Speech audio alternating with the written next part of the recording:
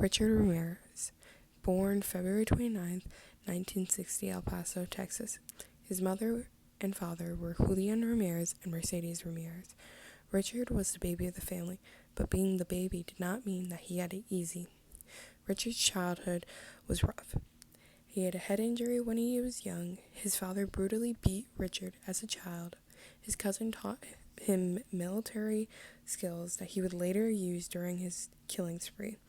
His cousin and his wife fought in front of Richard a lot, and in their final argument, it ended with his cousin shooting his wife and later pleading insanity for the crime.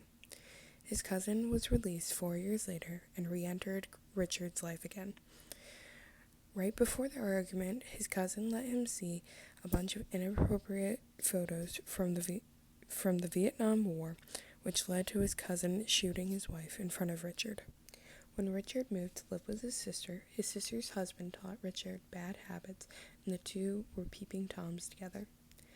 When Richard's cousin was let out of jail, he joined the three on their escapades and became peeping toms together.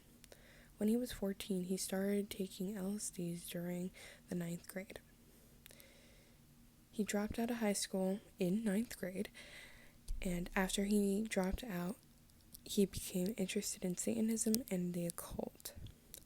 He moved to California and committed theft and muggings for addict money. Some could say that these crimes could have been warm-ups for his time as the Night Stalker.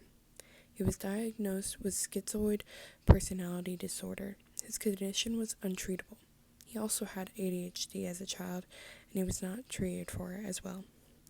He also was on the autism spectrum, which could have led him to becoming the Night Stalker. During Ramirez's reign of terror, his crimes were cruel, sadistic, and monstrous. He raped, robbed, and killed 13 people throughout California throughout the years of 1984 to 1985. When he was finally caught, he acted as if he was innocent and very charming. Even though he was beaten and nearly killed by an angry mob, he still acted as if it was not him who committed those atrocities. When it came time to the trial, he was found capable to stand trial. He pleaded not guilty for all the crimes.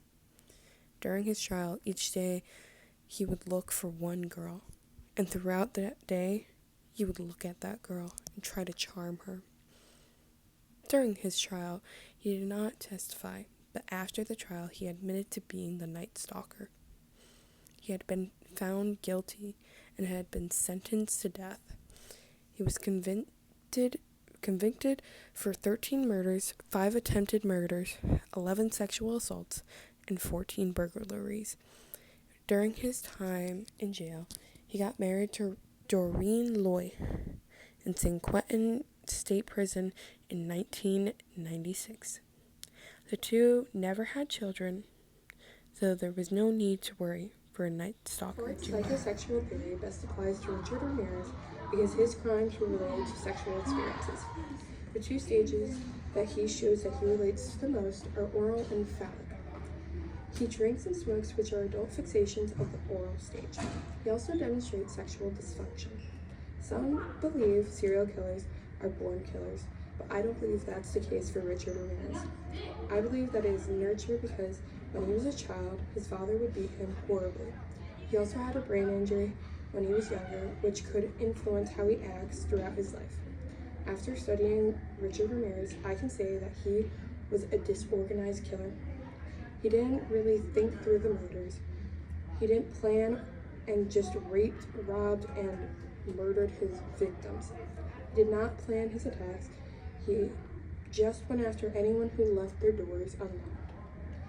There were few who escaped, and that was not the brightest move that Ramirez made.